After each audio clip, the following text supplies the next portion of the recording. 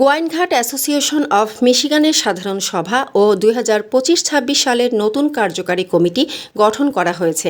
রোববার 4 মে ওয়ারেন সিটির আলিফ রেস্টুরেন্টে এ সাধারণ সভা অনুষ্ঠিত হয়। সংগঠনের সভাপতি অধ্যাপক এজেড ওবায়দুল্লাহ এর সভাপতিত্বে ও সাধারণ সম্পাদক অ্যাডভোকেট দীপক চৌধুরীর পরিচালনায় অনুষ্ঠানের শুরুতেই পবিত্র কুরআন থেকে তেলাওয়াত করেন সংগঠনের অফিস সম্পাদক মোহাম্মদ আশরাফুল আমিন। প্রথম অধিবেশনে আলোচনা সভায় বক্তব্য রাখেন সংগঠনের উপদেষ্টা গোলাম কিবরিয়া হেলাল, জালাল উদ্দিন, আব্দুস সালাম, অধ্যাপক আমিনুল হক, মোনাফ আহমেদ বাবুল।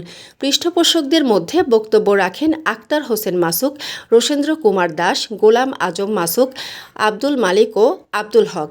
অন্যান্যদের মধ্যে বক্তব্য রাখেন মোহাম্মদ আব্দুল লতিফ বাবুল, মোহাম্মদ কামাল আবেদিন, জয়নাল উদ্দিন, মফিজুর রহমান, মোহাম্মদ হেলাল আবেদিন, আব্দুল খালিক, ইফতেকার হেলাল, দিলওয়ার হোসেন, কয়েস আহমেদ, প্রভাষক আলিম উদ্দিন, বেলাল আজাদ, বেলাল উদ্দিন মাস্টার, অলিউর রহমান, রানু মিয়া, আবুল হাসনাত রতন, মোহাম্মদ মুসা, হারুনুর রশিদ, কামরুল হাসান, রাশেদুজ্জামান রাসেল, শরীফ আহমেদ, মাসুম আহমেদ, রায়হান আহমেদ, সালমান আহমেদ শিপলু মিয়া সহ নেতৃবৃন্দ।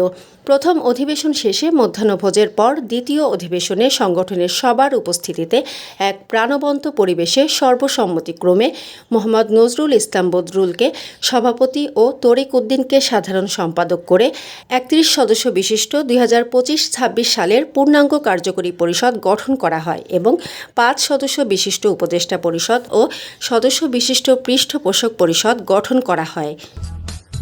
সিলেটের ঐতিহ্যবাহী ব্র্যান্ড ফিজা অ্যান্ড কো এখন ইউএসএতে।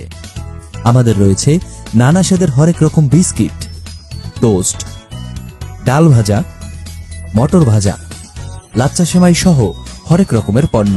তাই ফিজার সামগ্রী আজই সংগ্রহ করুন।